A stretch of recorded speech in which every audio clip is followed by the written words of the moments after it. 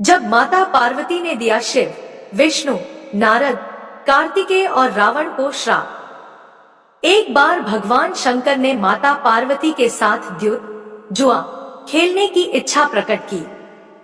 खेल में भगवान शिव ने सब कुछ हार दिया। हारने के बाद भोलेनाथ अपनी लीला रचते हुए पत्तों के वस्त्र पहनकर गंगा के किनारे चले गए।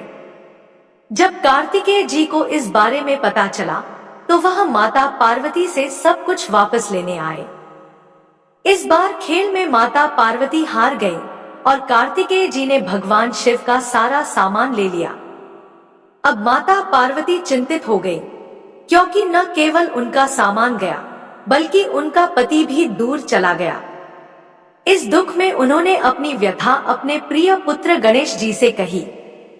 गणेश जी ने माता के आदेश से खेल खेलने के लिए शंकर भगवान के पास जाने का निश्चय किया। गणेश जी ने खेल जीत लिया और माता को अपनी जीत का समाचार दिया। इस पर माता पार्वती बोली कि उन्हें अपने पिता को भी साथ लेकर आना चाहिए था।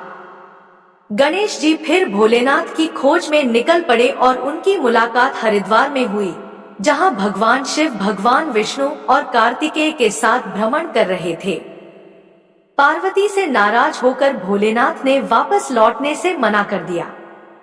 इस बीच भगवान शिव के भक्त रावण ने गणेश जी के वाहन मूषक को बिल्ली का रूप धारण करके डरा दिया, जिससे मूषक गणेश जी को छोड़कर भाग गया।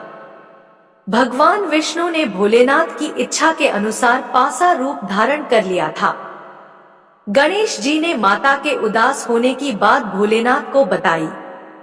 भोलेनाथ ने कहा, हमने नया पासा बनवाया है, अगर तुम्हारी माता खेल खेलने के लिए सहमत हो जाए तो मैं वापस लौट सकता हूँ। गणेश जी के आश्वासन पर भोलेनाथ माता पार्वती के पास वापस लौटे और खेल खेलने का आग्रह किया। इस पर पार्वती हंसी और बोली, अभी पास क्या है जिससे खेल खेला जाए। यह सुनकर भोलेनाथ चुप हो गए। फिर नारद जी ने अपनी वीणा और अन्य सामग्री उन्हें दी। इस खेल में भोलेनाथ हर बार जीतने लगे। थोड़े समय बाद गणेश जी समझ गए और उन्होंने भगवान विष्णु के पासा रूप धारण करने का रहस्य माता पार्वती को बता दिया। सारी बात सुनकर पार्वती जी को बहुत क्रोध आया। रावण ने माता को समझाने का प्रयास किया, लेकिन उनका क्रोध शांत नहीं हुआ। क्रोध के कारण माता पार्वती ने श्राप दे दिया। एक, भगवान शिव को श्राप दिया कि गंगा की धारा का बोझ हमेशा उनके सिर पर रहेगा।